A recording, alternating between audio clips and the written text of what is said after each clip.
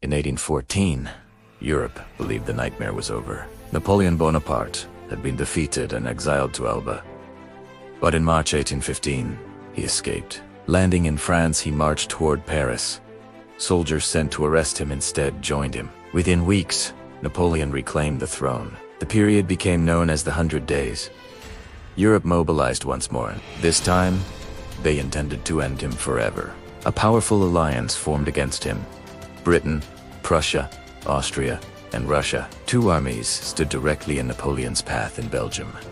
The Anglo-Eyed army under Arthur Wellesley, Duke of Wellington, and the Prussian army under Gebhard Leberecht von Blücher.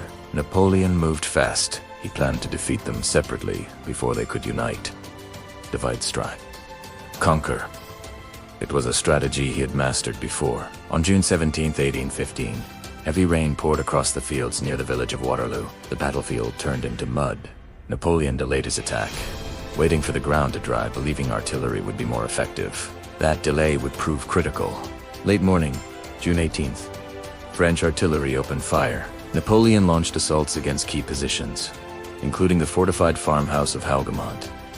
Wave after wave of French infantry attacked, but Wellington's army held firm behind ridges and defensive lines. The battlefield shook with cannon fire.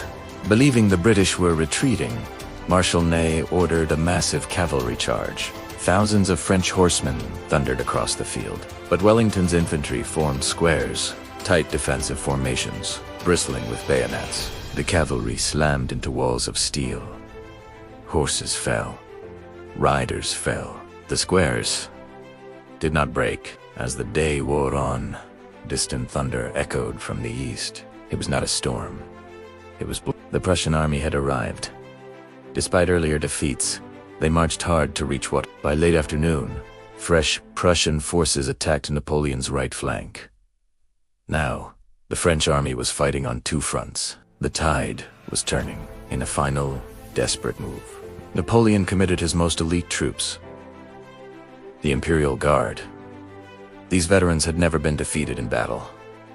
They advanced toward the British center. For a moment, history held its breath. Then Wellington gave the order. A devastating volley erupted from hidden British lines. The Imperial Guard faltered, and then unthinkable words spread across the field. "Le Garde recule.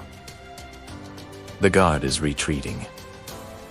Panic followed. The French army collapsed.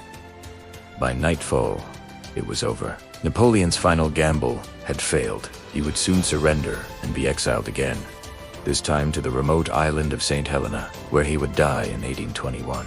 The era of Napoleonic dominance ended on the fields of Waterloo. Europe would never be the same. The Battle of Waterloo ended more than a war. It ended a chapter of revolution and empire. It reshaped Europe's political balance for nearly a century under the Congress of Vienna, and it proved something powerful. Even the greatest commanders can fall. On June 18, 1815, a legend met his final battlefield.